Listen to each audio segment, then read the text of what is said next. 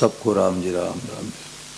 भगवते नमः, भगवते नमः, भगवते नमः। देखो आज का जो सत्संग स्वामी महाराज जी का था,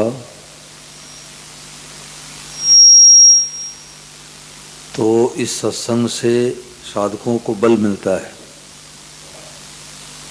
महाराज जी ने कहा कि जैसे कन्या एक ही रात्रि में बहू बन जाती है, तो अपने को कुंवारी कभी नहीं मानती। ये अनुभव की बात है।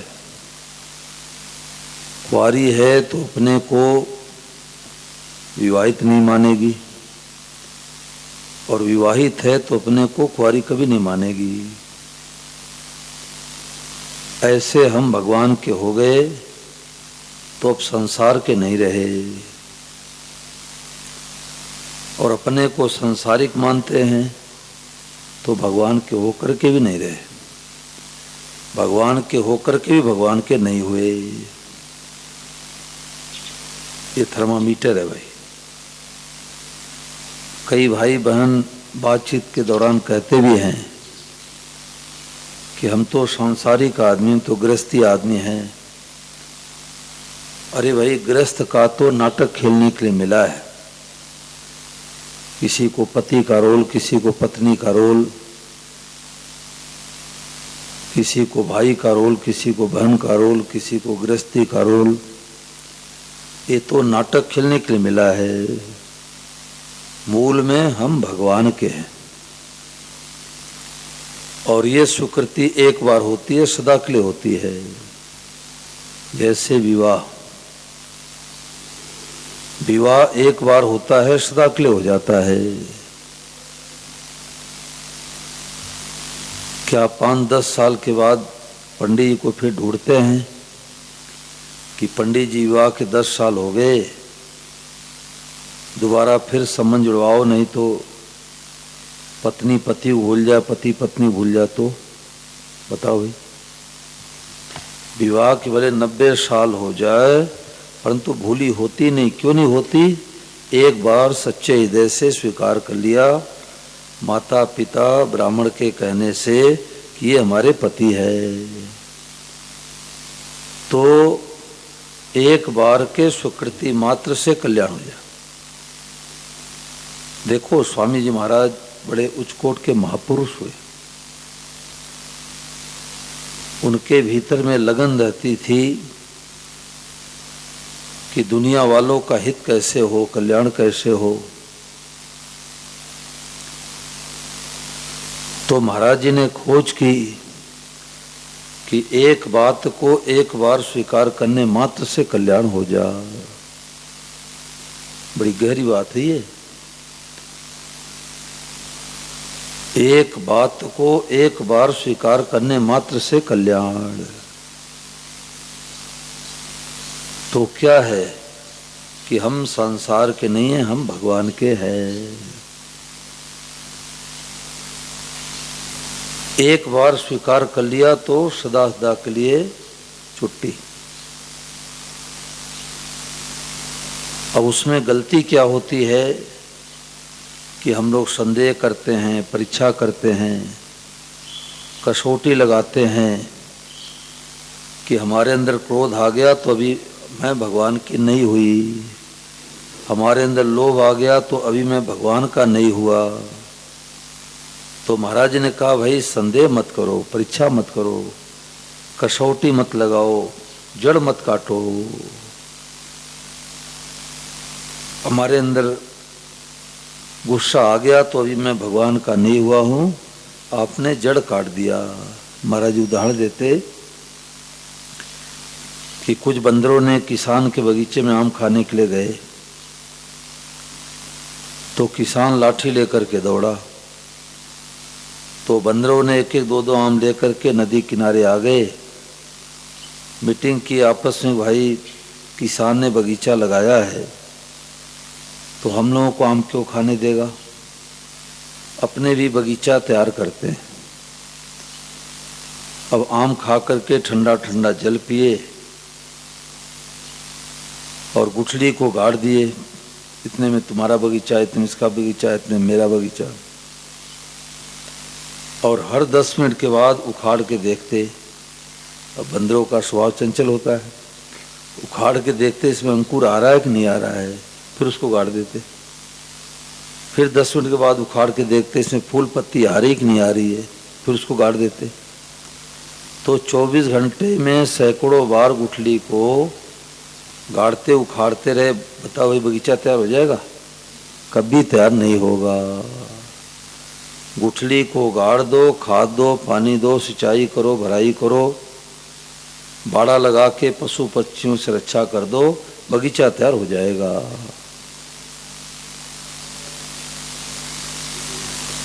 स्वामी महाराज जी से लोग कहते कि महाराज जी हम गीता भवन ऋषिकेश में आते हैं, 10 दिन 15 दिन सत्संग करते हैं, तो ऐसा लगता है कि अब हम भगवान के हो गए। परंतु जब घर पर जाते हैं और 2 महीने 3 महीने बीतते बीतते रंग उतर जाता है, फिर ऐसे लगता है कि हम तो सांसारिक आदमी हैं, हम तो अज्ञानी जीव हैं। तो महाराज जी ने कहा कि विवाह के 3 महीने बाद क्या भूली हो जाती क्या भाई, कि याद नहीं आ रहा कि मेरा विवाह हुआ कि नहीं हुआ? तो क्यों? क्योंकि हमने महत्व दिया, ये खास बात है। हमने महत्व दिया कि मेरा विवाह हो गया। कितना महत्व दिया कि अगर पंडित जी जो विवाह कराए और पंडित जी आकर के कहें कि देखो भाई रात भर मैं जगा था और मैं तो 2-4 पन्ने भूल से पलट दिया, इस लोग बोला ही नहीं, तो आपका विवाह भी अधूरा है, फिर करना पड़ेगा। तो भाई लोग क्या कहेंगे? पंडित जी हलवा सीरा खाओ, आप तो जाओ अपने घर पर, मेरा विवाह हो गया। ऐसे महाराज जी ने कहा कि एक बार भगवान से संबंध जोड़ लिया तो जोड़ ही लिया। दूसरा उदाहरण महाराज जी देते कि राजस्थान में 3 भाई रहा करते थे। तो 2 भाई तो कपड़े के व्यापारी थे, एक निठल्ला आलसी प्रमादी था, काम करता नहीं था। तो माँ का शरीर शांत हो गया। तो राजस्थान हरियाणा में कोई नदी गंगा जी है नहीं, श्मशान भूमि में दाह संस्कार कर देते हैं और कुछ अस्थियों को लेकर के आते हैं डिब्बे आदि में, घर से बाहर रख देते हैं और 1-2 लोग मिल करके जाते हैं गंगा जी में, हरिद्वार प्रवाहित कर देते हैं। उसको फूल कहते हैं। तो स्वामी महाराज कहते थे कि किसी की अस्थियां गंगा जी में पहुंच जाए तो जीव का उद्धार कल्याण हो जाता है।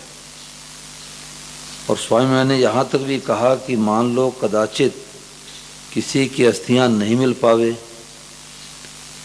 तो चांदी की अस्थियां बना करके गंगा जी में डाल दे तो भी उसका उद्धार कल्याण हो जाएगा। ये सत्संग के अमृत कण में महाराज जी ने बातें लिखी है। तो अब माँ का शरीर पूरा हो गया तो जो कपड़े के व्यापारी थे उन्होंने कहा देखो भाई यदि हम लोग जाएंगे तो 6 दिन जाने में लगेगा, 6 दिन आने में लगेगा। अब पुराने ज़माने की बात, गाड़ी मोटर व्यवस्था थी नहीं, तो छोटे भाई से कह देते हैं कि तू माँ के फूलों को, अस्थियों को ले आकर के गंगा जी में डाला और जो क्रियाक्रम में पैसे लगेंगे दोनों भाई लगा देंगे। छोटा भाई तैयार हो गया, माँ के फूलों को लेकर के चला 3 दिन पैदल। एक गांव में पहुंचा तो गांव वालों से पूछा कि भाई हम राजस्थान से अमुक स्थान से आ रहे हैं और हम कितने दूर आगे, कितने दूर और जाएंगे तो हरिद्वार पहुंचेंगे। तो जो जानकार थे उन्होंने कहा देखो जी 3 दिन पैदल चल के आए हो तो आप 150 कोस आ गए। पहले कोस चलता था, अब तो किलोमीटर चलता है। तो उसने सोचा कि 3 दिन पैदल चला तो 150 कोस आया, अब 3 दिन और पैदल चलूँगा तब हरिद्वार पहुँचूँगा 300 किलोमीटर पर। तो उसने क्या किया कि बोतल में पानी लिया और जंगल में शौच जाने के बहाने एक फावड़ा भी ले लिया और बगीचे में गड्ढा खोद करके माँ के अस्थियों को ऊपर गाड़ दिया और हैंड पाइप से जल भर लिया हर हर गंगे करते करते 3 दिन में घर पर आ गया। भाइयों के ऊपर जल छिड़का, घर में जल छिड़का, तो भाइयों को संदेह हुआ कि झूठा है, लगता है आधी दूरी से वापस आ गया। 6 दिन जाने में लगता है, 6 दिन आने में लगता है, और ये तो 6 दिन में आना जाना दोनों कर लिया। तो भाइयों ने पूछा, भाई तू ठेठ हरिद्वार गया कि नहीं गया? उसने कहा मैं दौड़ता हुआ गया, दौड़ता हुआ आया। अब भाई लोग चुप हो गए।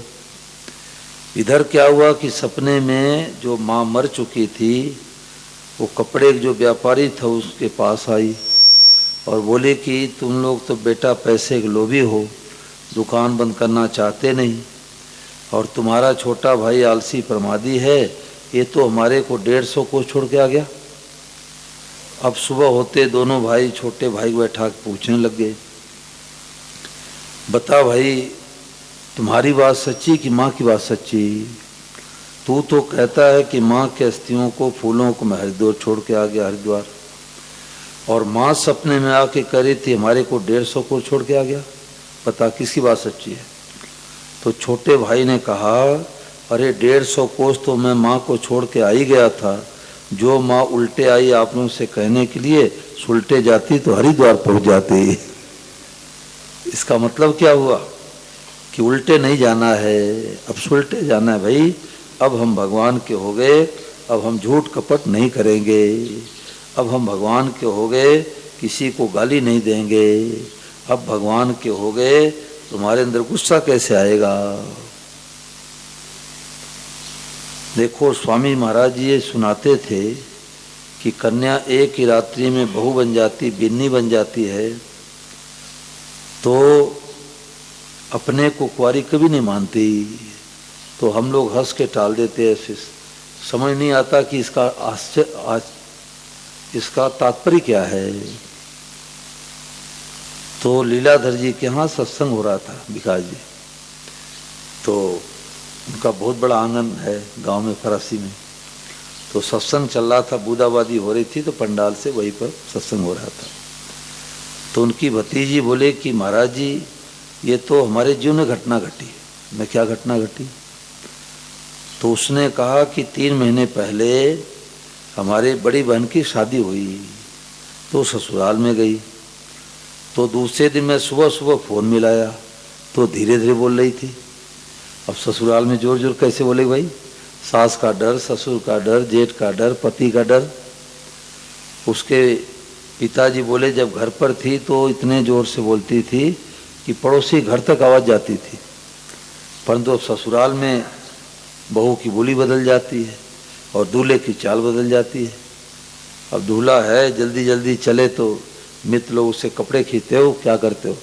ससुराल में हो तो धीरे धीरे चलने लग जाता है।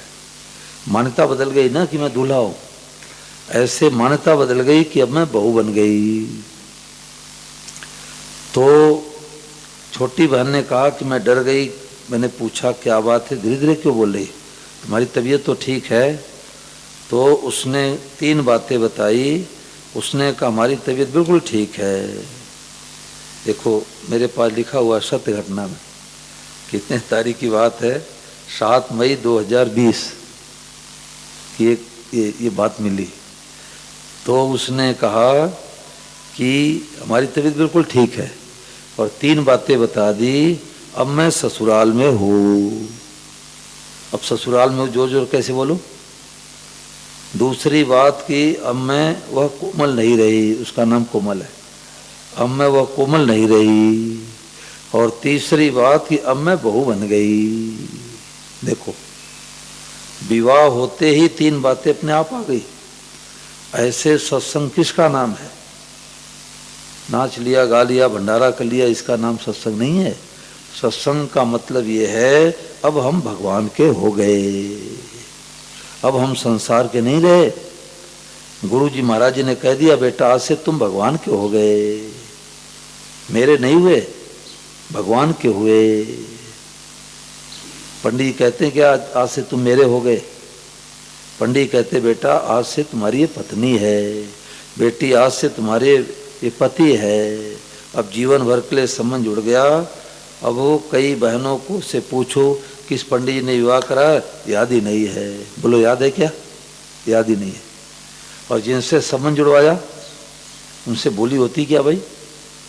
विवाह के भले 80 साल हो जाए, पति की बोली होती नहीं। तो जैसे ब्राह्मण देवता संबंध जुड़वा दिए, सदा के लिए विवाह हो गया, ऐसे सत्संग किसका नाम है कि ठाकुरवाड़ी में कथा हुई और हमने गोपाल को बेटा बना लिया, बस अभी पत्थर पर लकीर है, सत्संग हो गया, पूरा सत्संग हो गया।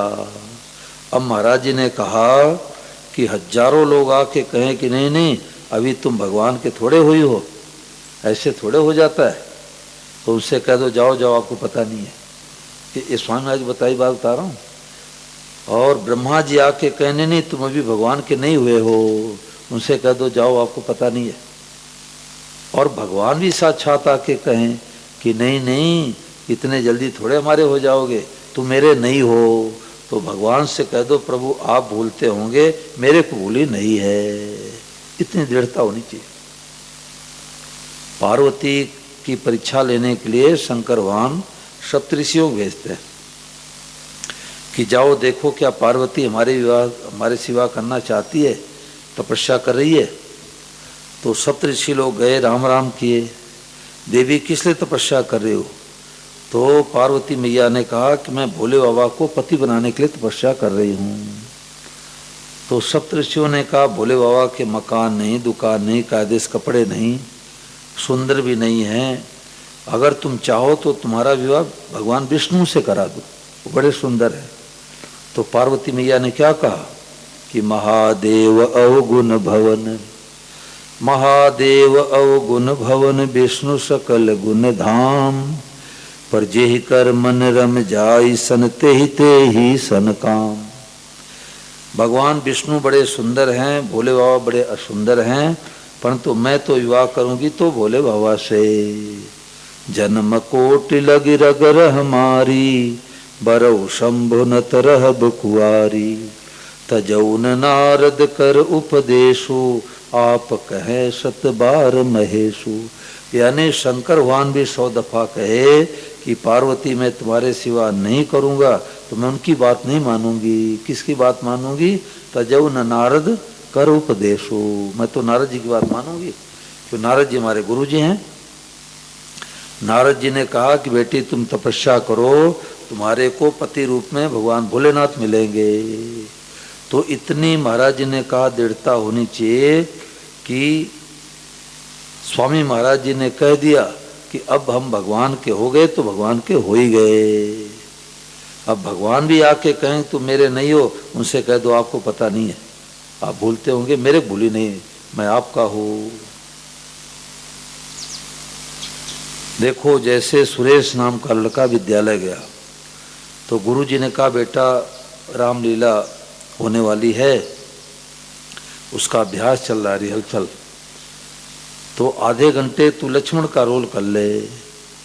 विद्यार्थी ने कहा गुरुजी आधे घंटे कहो, 1 घंटे कहो, मैं स्टेज पर खड़ा हो जाता हूँ लक्ष्मण बन के। तो सुरेश लक्ष्मण बन करके खूब मेघनाथ से नोक-झोंक किया। तो जब नीचे उतरा तो मित्रों ने पीठ पर हाथ फेरते हुए कहा भाई भाई सुरेश, तूने तो बहुत बढ़िया नाटक किया लक्ष्मण का। तो सुरेश कहने लगा सुरेश कौन? मैं तो लक्ष्मण हूँ। बड़ी विशेष बात है, ध्यान देना।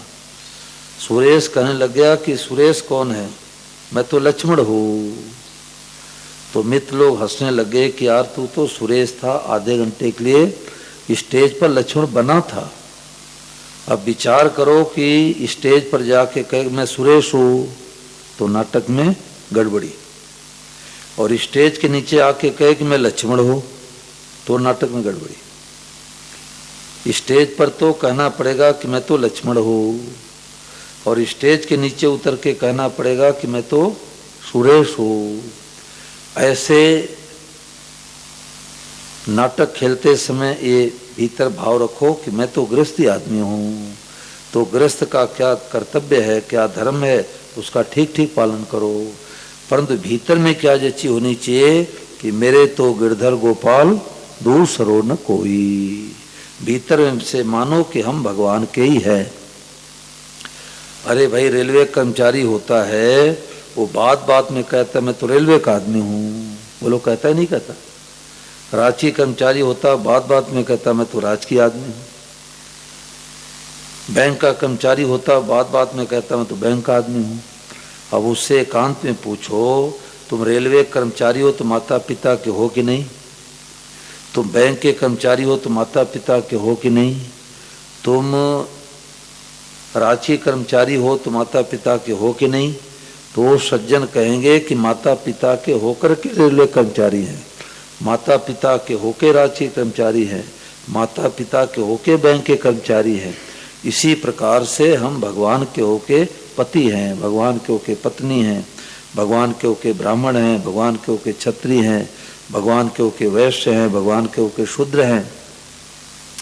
तो नाटक में गड़बड़ी नहीं करना है, विवाह शादी अपने जाति पाति में ही करना चाहिए, और नहीं तो वड़ संकर पैदा होंगे, पितरों को पिंड पारी भी नहीं मिलेगा। आजकल लड़के लड़कियां पढ़े लिखे वो सोते ड्रिंक एडमी मैरी खाओ पियो मौज करो, किसी जाति में विवाह शादी करो, तो ये शास्त्र के विरुद्ध है। अपने जाति पाति में ही विवाह करना चाहिए।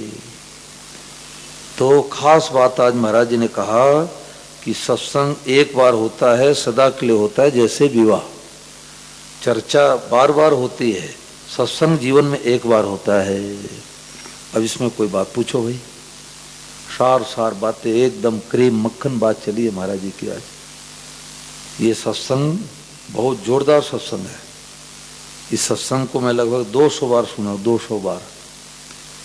और इस सत्संग से सुनने से बहुत शांति मिलती है कि कितनी सुगम बात है कि अब हम भगवान के हो गए।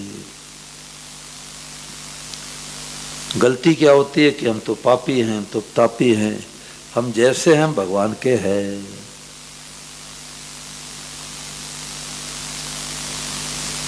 अब इसमें कोई बात पूछो भाई, माताओं बहनों भाइयों कोई बात पूछो।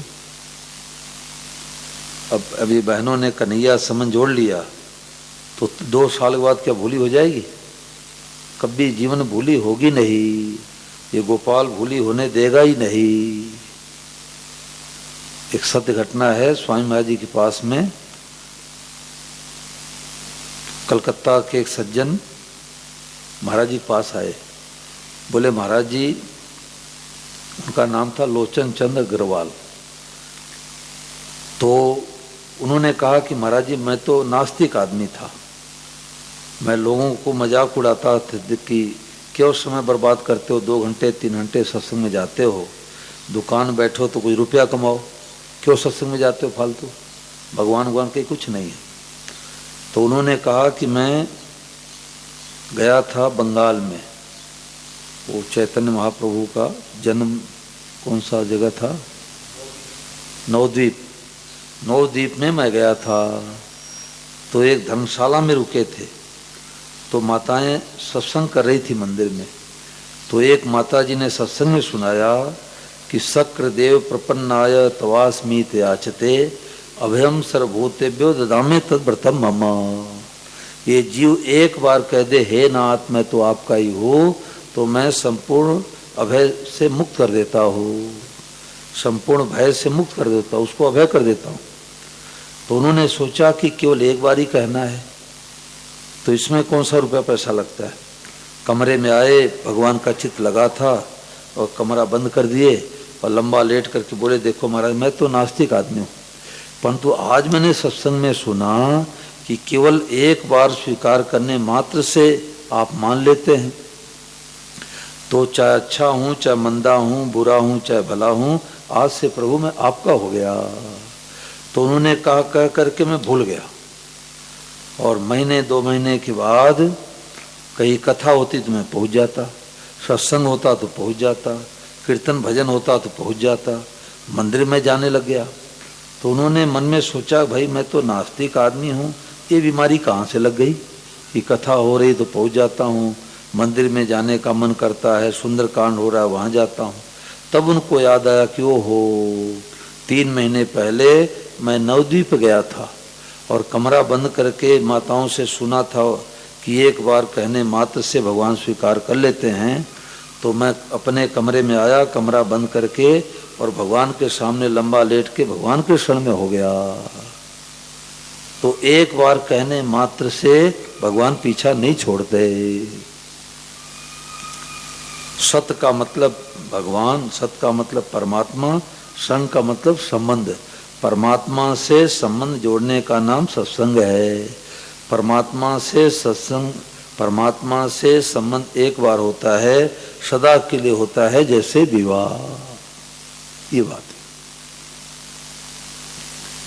है। ऐसा कोई बात पूछो, कोई बहने कोई भाई लोग पूछो, 5-7 में सत्संग और चल जाए।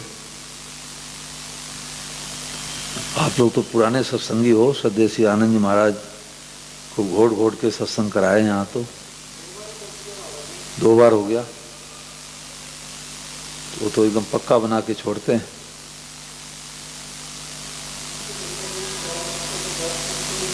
बताओ माताओं बहनों की बात पूछो भाई। जो सार बात चली है आज की बात, कि एक बार के सुकृति करने मात्र से कल्याण हो जा। अब भूली क्यों होती है कि हम उसको महत्व नहीं देते। 500 का नोट पॉकेट से गिर जाए तो अब जो शर्ट नहीं पहने उसमें भी ढूंढते हैं कहीं इसमें तो नहीं आ गया। तो 500 को नोट गिर जाने से कितना महत्व देते हैं, परंतु सत्संग की बातों को महत्व कम देते हैं। तो इस बात को महत्व दो कि भाई ठाकुरवाड़ी में कथा हुई थी, अब हम भगवान के हो गए। इसी का नाम सत्संग है। और भगवान से संबंध जोड़ने का परिणाम निकलता है कि सब रूपों में भगवान दिखाई देने लग जाएंगे। और सब को देख करके क्या कहना है, भगवते नमः। ये संबंध का परिणाम है। ये भगवान से संबंध जोड़ने का परिणाम है। बिना संबंध जोड़े कौन जनाएगा? सोई जाने जय देश जनाई, जानत तुम्हें तुम्हें हुई जाई। ये गोपाल जनाता है कि मैया तुम्हारे को नहलाती हो, खिलाती हो, पिलाती हो, तो हमारे पास जो कीमती से कीमती चीजें मैं बता देता हूँ कि सब रूपों मई में बना हूँ। ये कौन जनाता है? भगवान जनाते। और हम जैसे हैं वैसे भगवान के हैं। अभी देखो वृंदावन में सत्संग हुआ तो 7 दिन सत्संग पूरा हो गया। 7 दिन सत्संग पूरा हो गया तो 8वें दिन श्री राजेंद्र कुमार ध्वन जी रुके थे, वो दोपहर में जाना था। तो 5 बजे की प्रार्थना में वो बैठे, तो मैंने प्रवचन लगा दिया भगवत कृपा पर। तो कृपा पर बोल रहे थे, तो उनसे प्रश्न पूछा गया। क्या पूछा गया? उनसे ये पूछा गया कि जैसे कन्या के विवाह के समय कन्या में राग द्वेष तो रहता ही है। राग द्वेष मतलब काम क्रोध लोभ मोह तो रहता ही है, परंतु उसने राग द्वेष के रहते हुए पति संबंध जोड़ ली। ये सबके अनुभव की बात है भाई। कन्या ने पति से संबंध जोड़ ली और वर ने कन्या से संबंध जोड़ लिया। काम क्रोध लोभ तो था ही। गंगा जी को पहली बार हमने जब देखा तो किसी ने कहा कि गंगा जी हैं, हमने स्वीकार कर लिया गंगा जी हैं। तो जैसे कन्या के अंदर राग द्वेष रहते हुए पति से संबंध जोड़ ली, पति से स्वीकार कर ली संबंध, और काम क्रोध राग द्वेष के रहते हुए गंगा जी को हमने स्वीकार कर लिया कि गंगा जी हैं, और हमारा भाव बदल गया कि इसमें कपड़े मत धो, गंदगी मत करो, गंगा जी है भाई। ऐसे हमारे भीतर से राग द्वेष नहीं मिटा है, काम को लोभ मोह नहीं मिटे हैं। तो क्या सब रूपों में भगवान को देख सकते हैं? क्या हम भगवान को अपना मान सकते हैं? तो आदरणीय श्री धवन जी ने कहा कि हाँ, राग द्वेष के रहते मानना है। राग द्वेष मिट जाए उसके बाद मानेंगे, ऐसा नहीं होगा। तो परसों में ये कई जगह भिजवाया था, कई प्रांतों में। तो पुराने साधकों का फोन आया कि मैं तो निहाल हो गया। और नहीं तो क्या सोचते थे कि हमारे अंदर क्रोध है, अभी हम भगवान कैसे हो जाएंगे, हम सब रूपों भगवान कैसे माने। तो अभी ये देखो उनका सत्संग आप लोगों को सुनाता हूँ। तो था ही फिर भी स्वीकार कर लिया ये गंगा जी है। ऐसे ही हमारे स्वीकृति हो सकती है।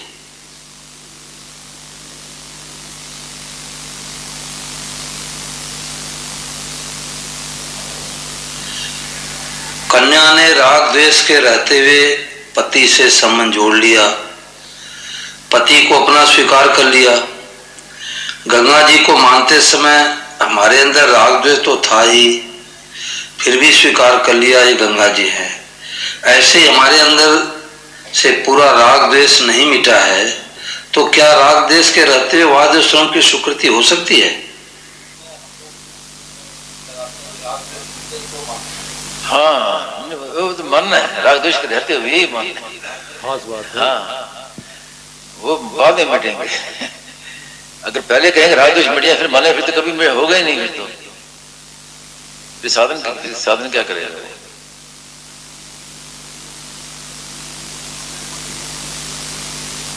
सोने नहीं देते, ऐसे हम वो निद्रा में सोए हुए हैं, तो फिर भगवान कहते हैं कुछ मच्छर की तरह इसको जगाओ, इसको तो प्रतिकूलता भेजते हैं। फिर उसको मानने के लिए हमें राग द्वेष। कन्या का विवाह होता है तो कन्या क्या वो उसका अंतःकरण शुद्ध होता है क्या? मान लिया उसने, अंतःकरण शुद्ध हो जाए ना हो, ये वो विषय अलग है। ये मानना तो हर एक के वश की बात है, इसलिए स्वामी जी ने मानने पर जोर दिया है। अगर हम कहें कि अंतःकरण शुद्ध करके फिर मानेंगे तो फिर वो कभी होगा ही नहीं।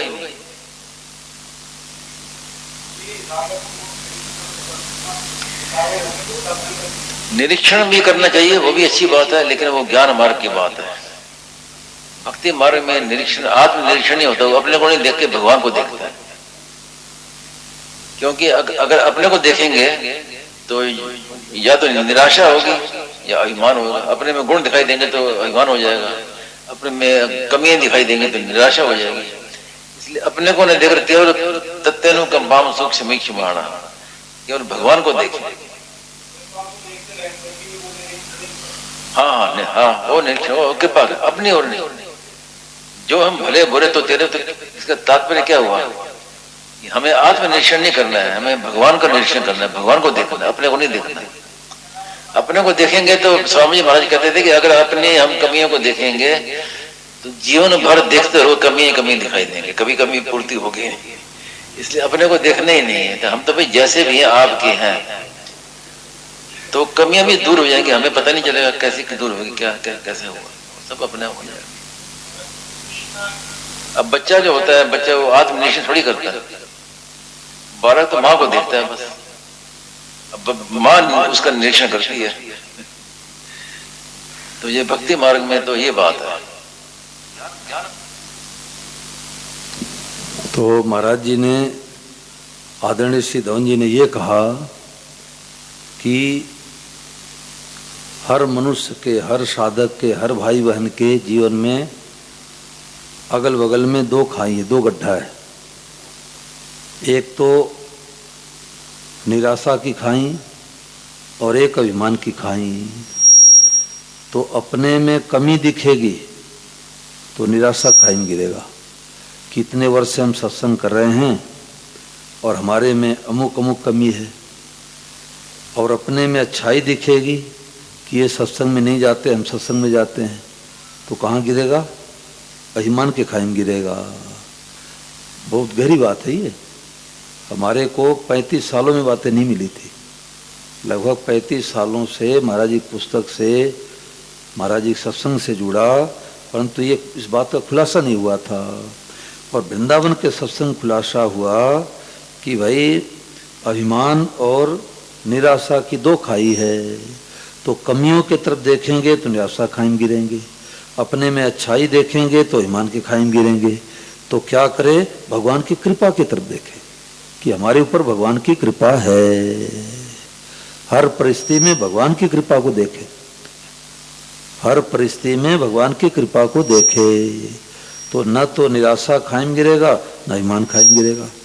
भगवान कृपा, भरत जी महाराज जब राम जी को मनाने के लिए जाते हैं तो उनकी 3 दशा होती है।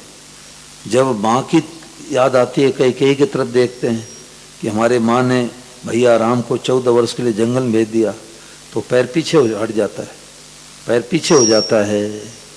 और अपने तरफ देखते हैं कि हमारे कांड से तो भैया को 14 वर्ष के लिए जंगल जाने का मिला, तो रुक जाते हैं।